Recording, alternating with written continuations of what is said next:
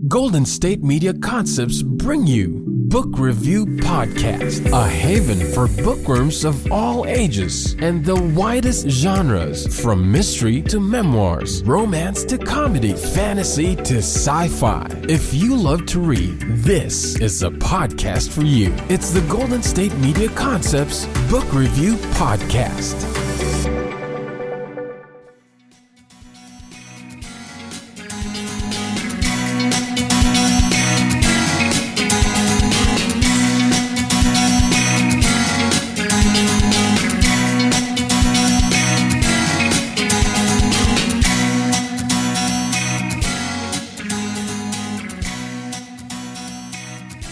Hello and welcome to the GSMC Book Review Podcast, brought to you by the GSMC Podcast Network.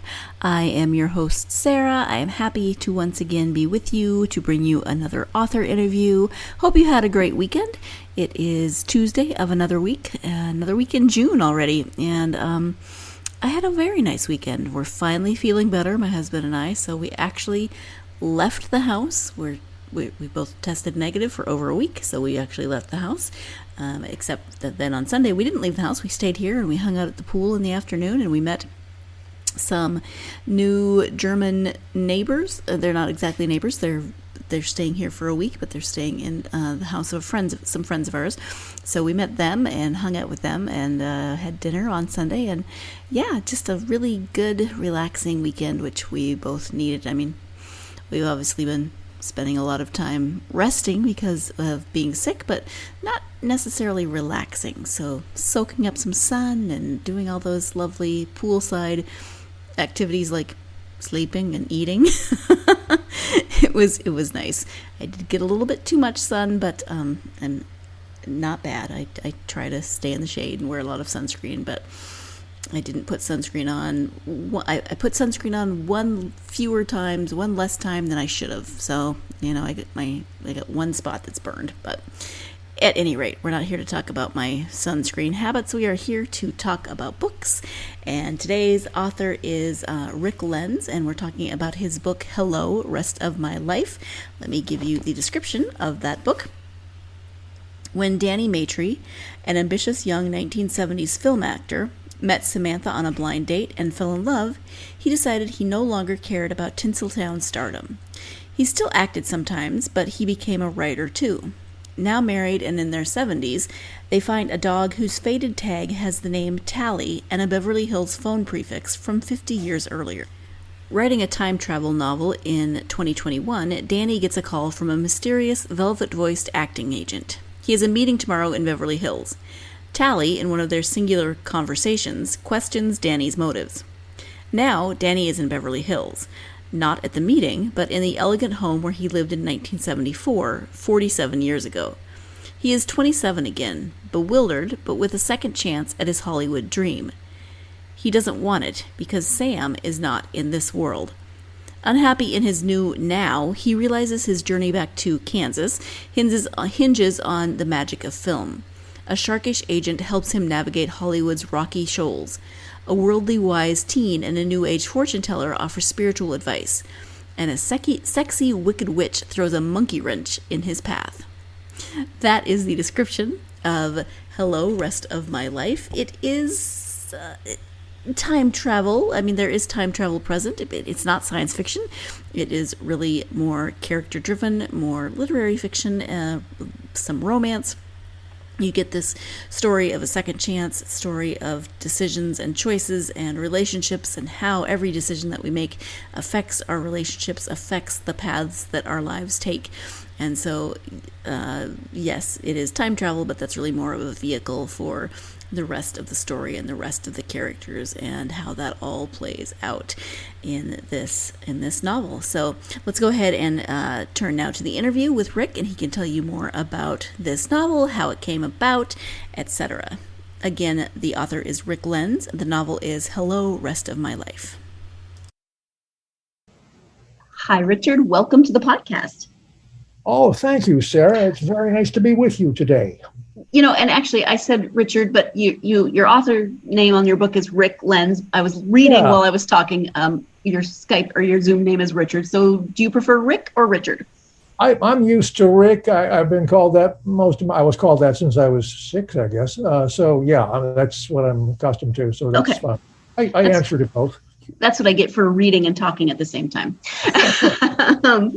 Well, welcome to the podcast. I'm really happy to have you here. We're going to talk about your novel, Hello, Rest of My Life. Before we do that, though, if you could share a little bit about yourself, that would be wonderful. Sure, happy to. I guess I'm an older generation now. Sometimes I can't even begin to relate to my actual age. Which I'm not going to say out loud, I don't think, but it's just, you don't believe that's going to happen. And then one day you say, oh my God, I spent so long being young, I can't get used to not being young anymore. It's a shock constantly. But anyway, I was born in Illinois and raised mostly in Michigan, and I was going to be a doctor. I saw my father do a medical procedure and fainted.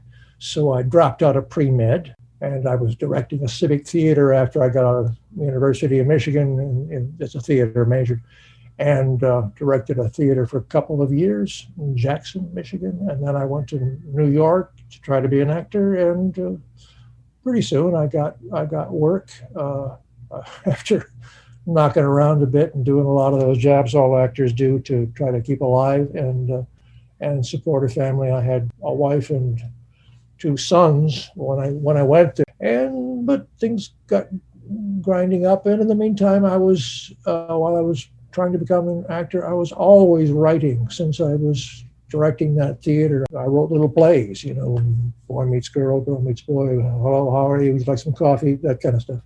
And then I finally began to get a little better. But I had to have a little something under my belt before I had anything to say. I was just, that thing of writers have to have something to call on, and I really didn't. And since I write mostly kind of not researching stuff, and that's not to say I don't research. When I have to, I do. But for this book that I'm talking about, or I'll maybe get to that a little bit later, I didn't have to research that much because it was about my own life. I was in a couple plays in New York, and then I got a job in a play called Cactus Flower on Broadway many years ago. And then I got chosen to be the only person from that cast in the movie production with Walter Matthau and Ingrid Bergman and Goldie Hawn. And so that was instigated my coming to Los Angeles. And then I acted for a lot of years in movies and television, and I always was doing plays around the country too. And then meanwhile, I had a play done off Broadway, and then another one, and then I had one done on PBS.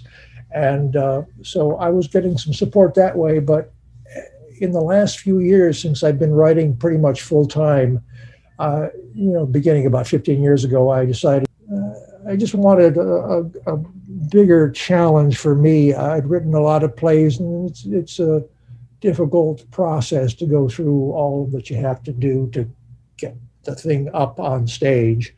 So I started writing novels, and I had been playing at it for years before that. But this time I wrote a novel based on a play that I'd written, and then I started to write just plain novels. I don't write a series.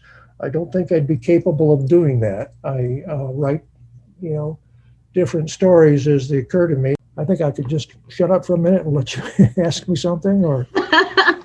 No, it's fascinating. Actually, when I looked up your website before the interview and saw that you'd done some acting, and then I looked you up on IMDb, and you've had a very interesting life. So I mean, we could do a whole podcast on your life, but we should also probably talk about the book.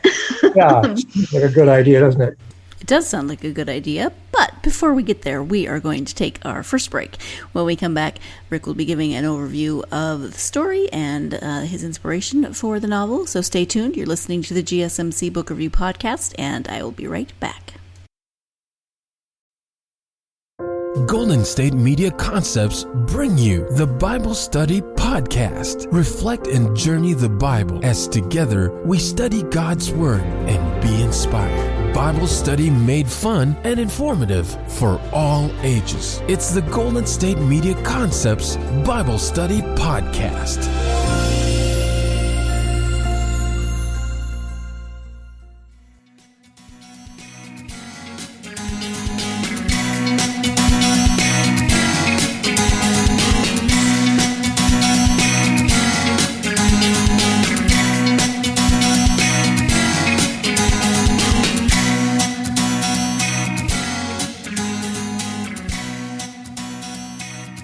Welcome back to the GSMC Book Review Podcast. I am speaking today with author Rick Lenz about his new novel, Hello, Rest of My Life. Let's return now to that interview.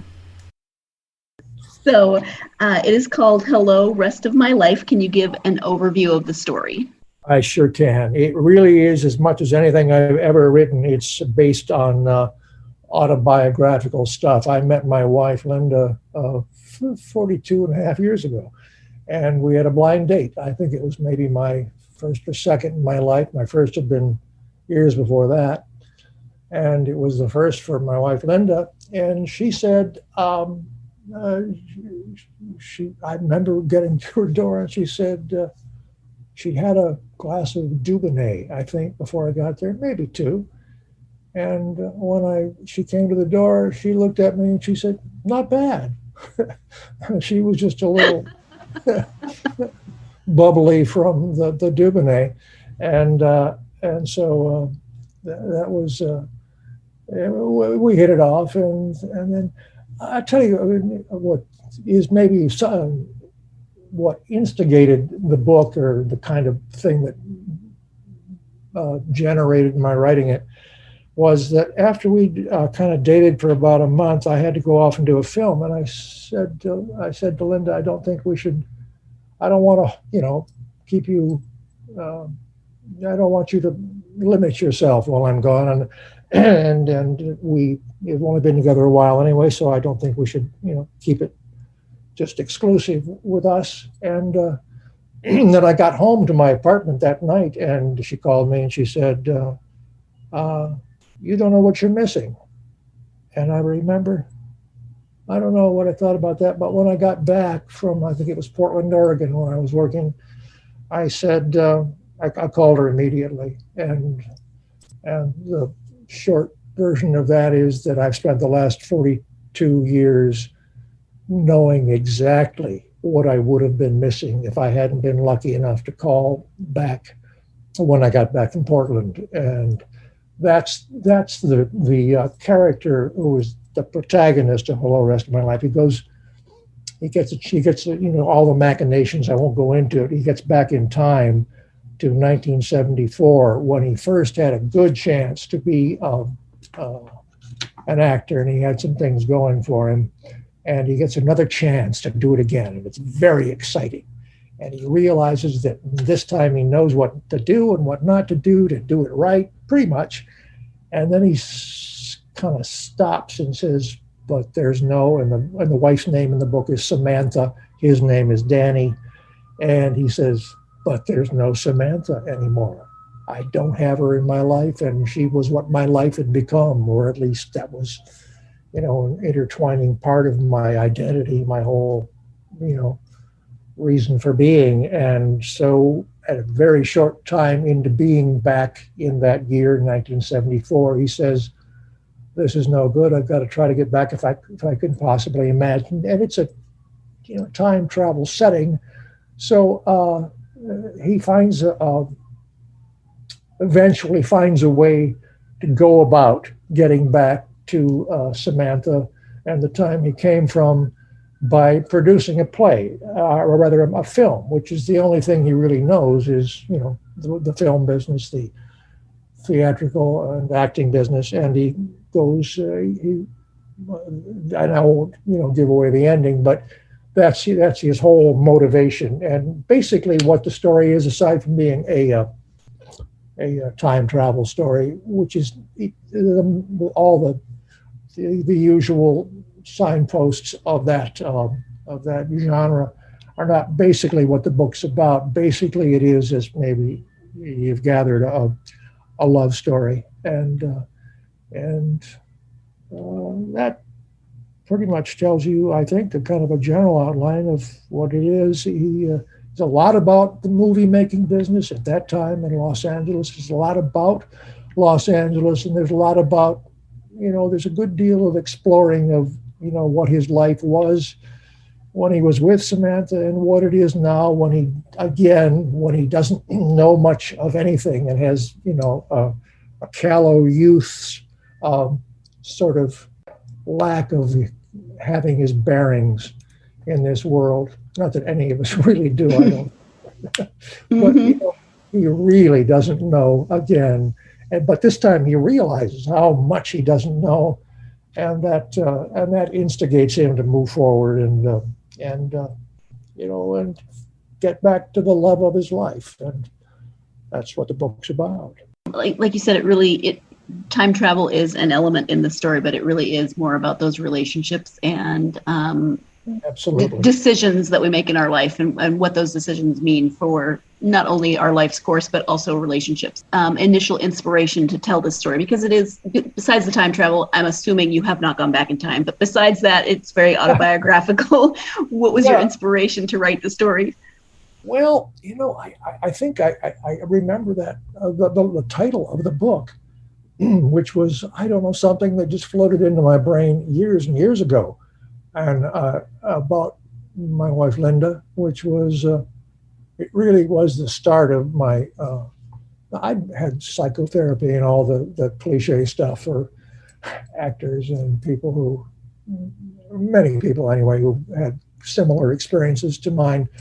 And then as Linda and I were together, I think, as often happens, you take on many of the colors of the person you're with most of the time. I think that's the basis for, psychoanalysis. You have form a transference relationship with the therapist, that kind of thing. But I think when you have a close and you're lucky enough to be in a relationship that's a positive and affirmative, thrust to it, and your life gets better and better, then that's never far away from my mind. Linda and I have, our kind of magic hour at night, which is also repeated in the book. And we just talk and have a glass of wine or whatever. And it's always, a renewed pleasure. And I can't put it any other way except, well, maybe I could say the word joy. And that has been a constant inspiration. And it just finally dawned on me that should be a book from, out of the area of what I know about life and my life. And I thought that was worth sharing. And I think love stories, nice love stories. And it's not a bodice ripper or a dystopian urban thing. It's just about two people who are in love, and when he gets back in time, he is, there is a temptation. There's a young woman in 1974 who's, very in the old-fashioned seductor's way, tempting, but and not to give anything away about that either. But that's it ends up not being as important as the love story that he wants to be re-involved with and get back to. Mm-hmm. And one thing I like about that love story is that, yes, he goes back in time to kind of the beginning of that relationship, but bookended is the relationship as it is of an older couple. And you don't always see that as a love story. That point where you've reached that stage in your relationship and things are maybe not fully settled, but you've kind of fallen into a routine, and that can be just as beautiful as the tumult of early relationships. Oh, absolutely. And my personal opinion is if you kind of working at it right and allowing each other all the things that one should to be in a constructive relationship, that if you're lucky enough that I feel it's happened with me, and I shouldn't make assumptions on anybody else, but I think it really is something that's we all think about when we're young. It would be nice with this kind of person that I'm involved with, if it works out, that we are still in love, 30, 40, 50, whatever, how many years into the future. And I think I think that's an attractive story idea, and that's why I wrote it, because I had that lucky, blessed, whatever you choose to call it, experience. Yeah. What does your wife think of your story being told in this book? Oh, she's all for it. She does. I haven't. Yeah, she likes it. She's helping me publicize it, to the extent that I can, and she's helping with. She's a designer, a graphic designer, a jewelry designer, and so on. And but she has time to help me, and she enjoys it apparently, because she keeps doing it, and good-naturedly, and so she's pleased about it. That's the short answer. Yeah. Good. Obviously, I don't know Rick and his wife, Linda. I, just met Rick for the podcast, but I do enjoy listening to him talk about his relationship with Linda, because it's very obvious that he loves and respects her, and so it just comes through, and I think that's lovely. So anyway, we're going to take our second break of the podcast. When we come back, we'll be talking about the dog Tally, who is mentioned in the description of the book, if that name sounds familiar. So stay tuned. You're listening to the GSMC Book Review Podcast, and I'll be right back. Tired of searching the vast jungle of podcasts? Now listen close and hear this out. There's a podcast network that covers just about everything that you've been searching. Hey! The Golden State Media Concepts Podcast Network is here. Nothing less than a podcast bliss with endless hours of podcast coverage.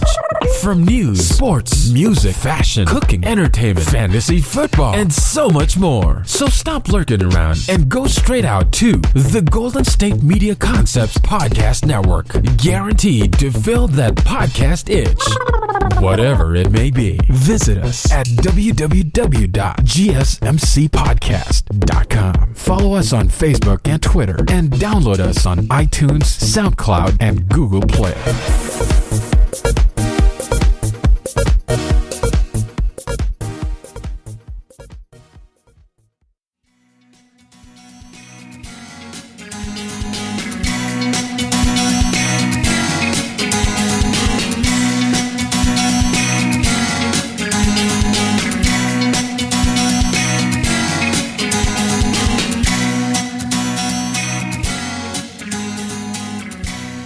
Welcome back to the GSMC Book Review Podcast. I am speaking today with author Rick Lenz about his novel, Hello, Rest of My Life, and we're turning our attention to the non-human character of the book, the dog Tally. Let's get back to the interview.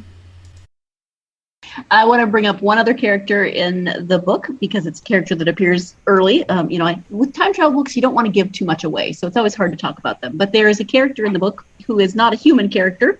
Can you talk a little bit more about Tally, the dog? Yeah, I can tell you that that was the first thing I realized after writing a draft. When I wrote the first draft, Tally was not in it. And so I suddenly, I think I said to Linda one night, I said, this needs another close, intimate point of view. And then I realized it had to be. I think Linda helped me come up with this idea, in fact, that it should be a dog. And so we had a dog, actually a poodle, for 16 years, and he was just a treasure. And so the dog Tally in the book is part poodle and part something else. I didn't want to make him all poodle because, I didn't want him to be a snotty dog, and some people do think of poodles that way, although from my point of view, there's nothing kind of more wonderful than a wonderful standard poodle. But yeah, Tally is Danny's familiar, and actually Samantha's too. So he was the familiar, and he's very critical when he needs to be, and he's very helpful and insightful, and he's the better part of yourself, for Danny's character. And for the most part, he's wiser until he says one time, I think later on, he says, I don't know as much about these kind of human areas as you do, so why don't you go ahead on your own, that kind of thing. And it's a wonderful character. it's a wonderful character to me. I'm very fond of Tally. I wish I had him here with me right now. I just thought Tally was a good familiar, and I also thought kind of a foil as well to Danny's character. Right. And gives Danny, sometimes when it's being told from one character's point of view, it helps to have like a dog, so the person can talk to the dog and is not just talking to him or herself. Right, exactly. And if you do it at all well, then that character kind of comes to life, and you've got something to bounce off. He's the Sancho Panza. He's I think very useful and very fun. I just really enjoyed writing that character. Yeah, I can imagine. You mentioned before that, you tend to write things that don't involve an extensive amount of research, but there is some talk in the beginning about, if not researching time travel itself, talking about the forms of time travel that tend to appear in novels. So was that an area of research that you did? Oh, absolutely. But I'd written a book before. It was called The Alexandrite. It's about another actor who goes back in time, my other time travel book, and he gets cast in a movie in Bus Stop opposite Marilyn Monroe, who he meets, and it was her birthday yesterday. I talked to somebody about that, and 96, I believe she was, would have been. And anyway, I did a lot of research. I wish I won't run to see my bookcase, but there are some books in there, and so I read a lot of physics and other time travel books I've read, but that isn't really very useful in writing time travel, I don't think. I mean, I love Time and Again and by Jack Finney, and 2 or 3 of those. Yeah, I did a lot of research back then, but this time I'd done enough so that I really knew what I had to do for this one. And so for this book, I did not do a lot of research. As I say, it was mostly kind of to do with my whole lifetime in Hollywood and New York before that, and with my life with my wife Linda. Often when you sit down to write a novel, you'll have an idea of the characters and their motivations. Right. Obviously, you are one of the main characters. Your wife is another character, but they're fictionalized versions of yourself, right? Right. So how do you go about fictionalizing and doing character development on people that are you and your wife? Yeah. Is that a different process, or did you think about that much? I didn't. It's one of those things that you don't really consciously, at least in my case, writing this book, I didn't consciously think about that. I think it's, if I can make a reference to acting, I've known actors who have had long lists of things, their character, their backstory, and their back life, and all that kind of thing. And I find that usually it's not the most productive. Usually, excuse me, it's something that needs to be organic and immediate. And in this case, because those two characters anyway were just part of my very being, I didn't do anything but just begin from there and put, what I know of myself and what I know of Linda into Danny and Samantha, and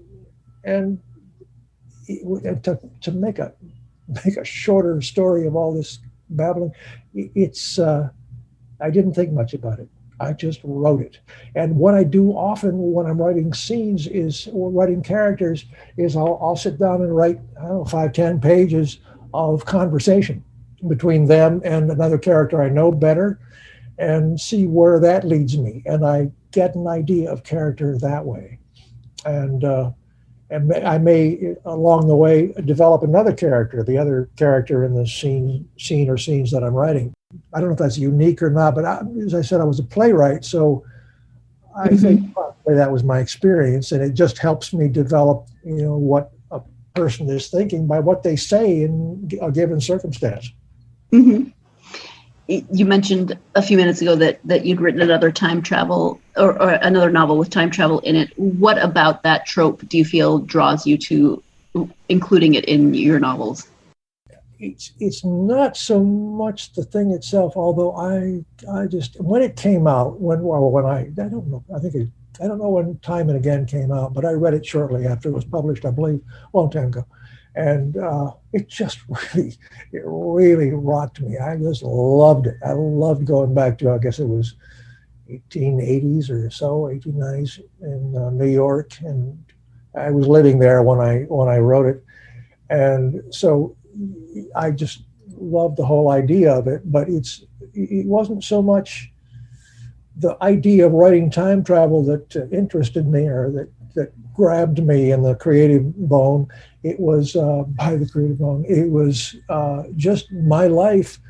You know, a lot of the interesting thing that I had to write about continues to be that era of my life, which was my active time as an actor, and it's a world that I know, and I don't know there's a lot of people who are writing about it. I don't know many other people who are writing in that area at this time, anyway.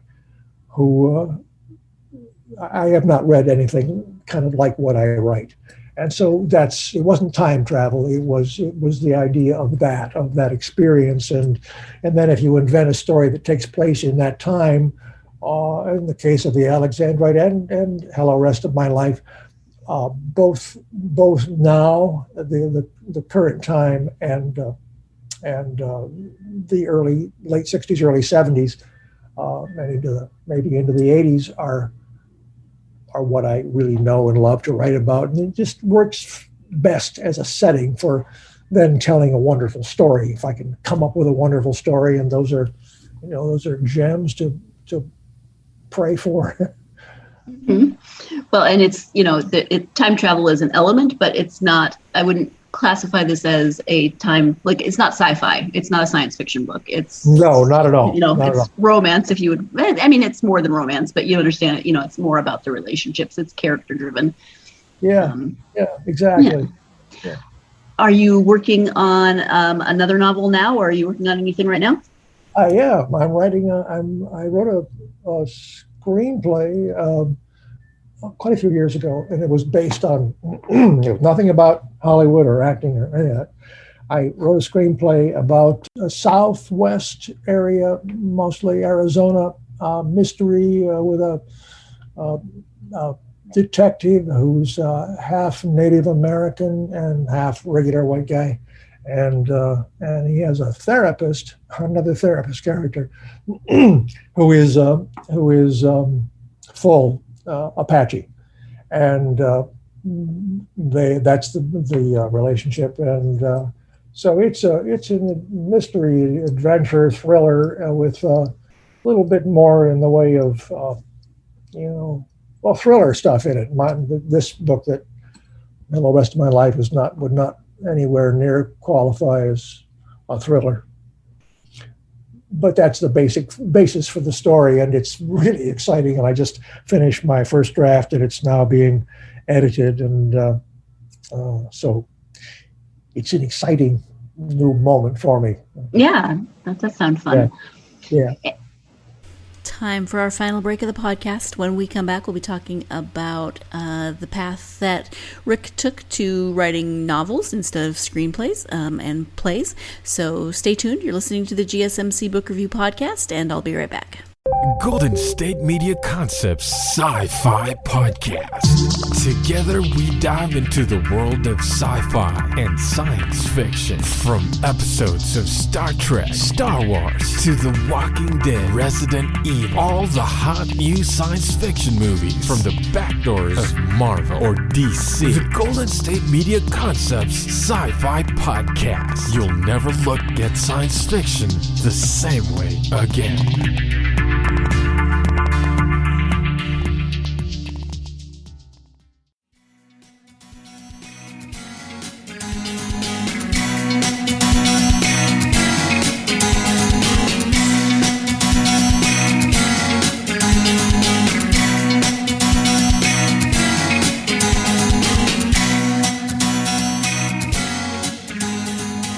Welcome back to the GSMC Book Review Podcast and my interview with author Rick Lenz. And so you've answered this a little bit, but you've written for a long time in various capacities. What was the final impetus that made you decide to try writing rather than writing plays or screenplays, but rather sitting down and writing a novel for publication? I started in the late 70s. I started writing books, and I got to tell you, I probably have a stack as high as my head, and I'm quite tall, of stuff that I've tried and have failed at, and it took me a long time. And so to go answer your question, finally, it's by the time I met Linda in 1980, I was writing constantly, and I didn't give up the acting or just put it aside basically until about 20 years ago. And I've been writing novels, and I wrote a memoir about 10 years ago called North of Hollywood. And that was a lot of fun and very, very easy. So I realized, I think, doing that even more, that it was kind of fun to write from, my driver's seat, as it were. And that made it become more, I used to rewrite old stuff. I've given up doing that. If it doesn't work, it doesn't work, and I throw it away. And that was a big lesson for me. And as a good friend of mine, I had a playwriting partner one time for a while. He would say sometimes when he ran out of something to say, he would say clunk. So that's my clunk for this moment. Well, that leads into my next question, which you said you used to try to rewrite old stuff, but now you don't. So that's a lesson that you've learned from your experience. What advice would you give to aspiring writers? And that could be people who want to write a novel or people who want to write a play. I mean, you've got a lot of experience. So what advice would you give? Sure. Well, first, it's what every writer, I believe, or most would say, read and read and read some more. It just is. My wife and I read to each other at night, every night we have for, I guess, 20 years. And that's useful. And I also keep reading whatever book I'm reading and put it down and read the next one. It's just the most vital thing there is. The other one is, I've read a lot of books by writers, Richard Russo, Stephen King, Anne Lamott, Elmore Leonard's 10 Rules popped to mind. He said, don't use adverbs.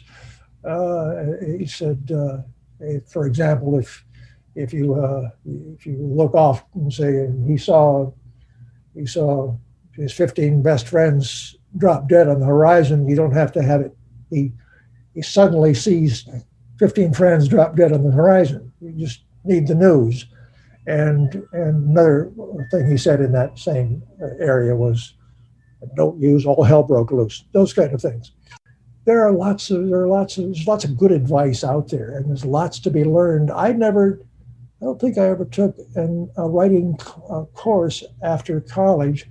Took 3 or 4 there, but I think it's just a matter then, after you do it, of writing yourself, doing your own writing, and then putting it down for a while, and then picking it up and seeing what you think. I know Patty Chayefsky, another memory I have, said he would put something down that he'd written for 6 months, I believe he said, and then pick it up and strike out all the adverbs. I'm sure he didn't strike them all out. And then he said he'd put it down again for another 6 months and strike out all the wisdom. And I think that's really good advice.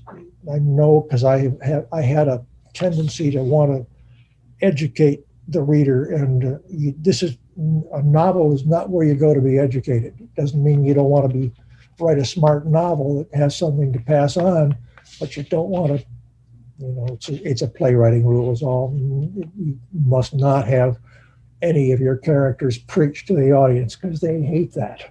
Mm-hmm. Mm-hmm.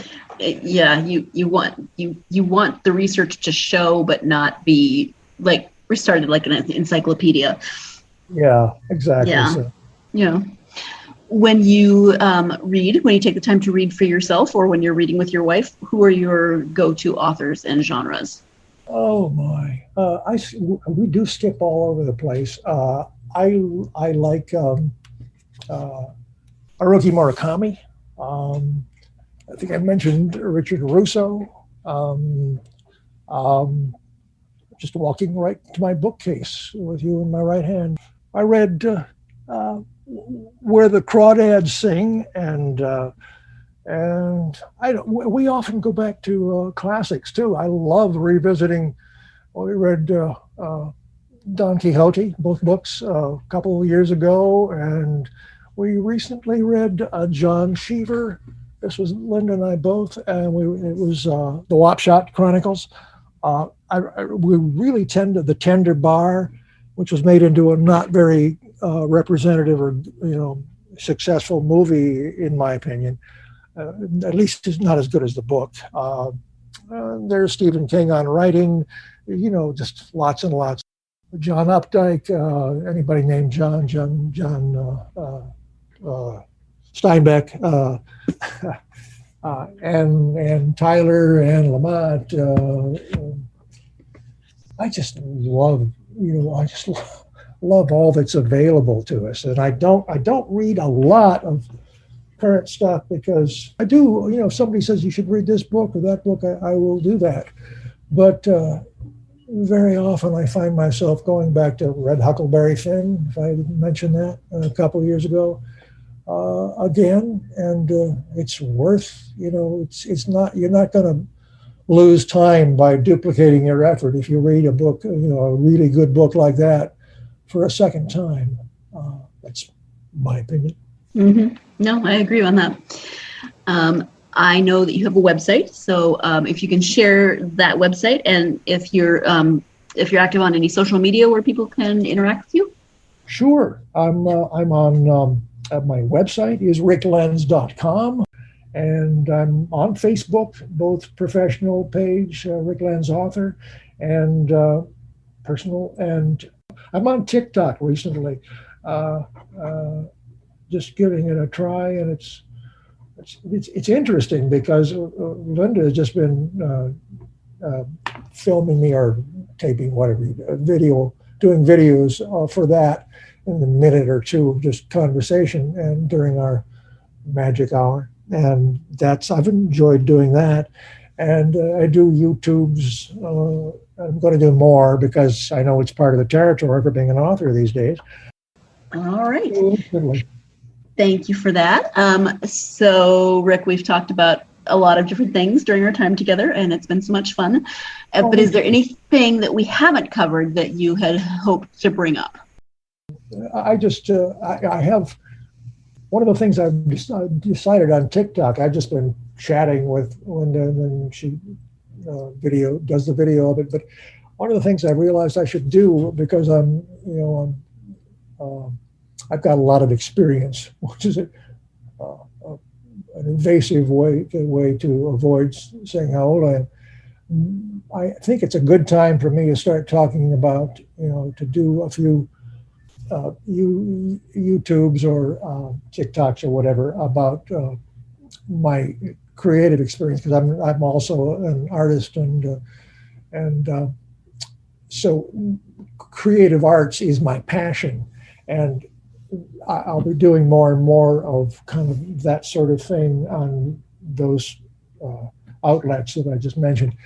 So the only thing I would say is that that's my area, and that's what I hope I bring to everything that I write now and everything that I have written, is the passion of a person who realized early on that science and that kind of thing, which is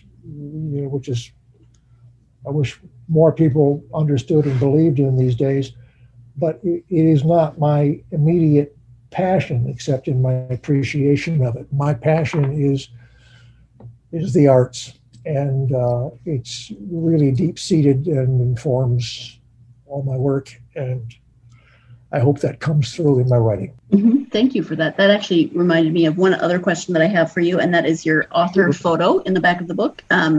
That is an artist's rendering. And who did that picture? That was Linda. She did that. Oh, it's beautiful. And, yeah, it is. I've spent some money on professional photography, both as an actor and writer, and that's just the picture I like right now, and that the publishing entity likes. Yeah, well, I mean, you can tell that it was drawn with love, so I don't blame you for using it. Well, I want to thank you so much for taking the time to talk to me. You're welcome. Really appreciate it. It's my pleasure.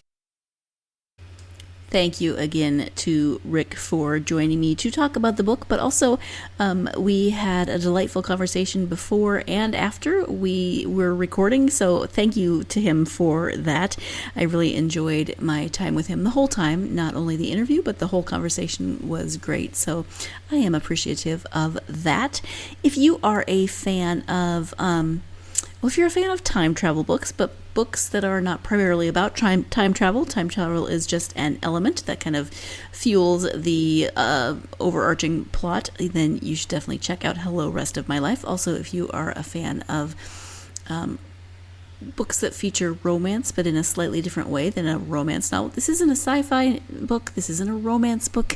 This is a book that has both of those elements in it, but really it is about relationships. It is about decisions, how those decisions affect our lives, how any decision on any given day might affect the course of our lives, and what would you do differently, if anything, if you could do something over, but you knew that it might affect the future that was your present. That was very wibbly wobbly, timey wimey. But what decisions would you make differently, if any, is a good question.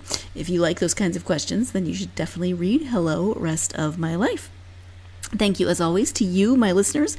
So very much appreciate you, and I hope that you'll join me on the next episode when I will be speaking to author Gregory Eric Phillips about his book, A Season in Lights.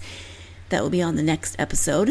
If you are a fan of this podcast, then please, of course, do as I always ask you, like, subscribe, follow, etc. You will always know when there is a new episode of the GSMC Book Review Podcast. Also, reviews really help us, so please leave one of those if you have not on whatever platform that you listen to this podcast on. It's very helpful to get the podcast out to more book lovers.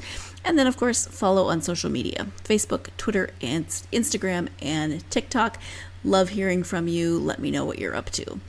Thank you so much to Rick. Thank you so much to you. I hope that you're having a great week so far. I hope that week continues to go well or improves if it didn't start out with a bang. But most of all, as always, I hope that week involves plenty of time for you to get yourself lost in a good book. Thanks.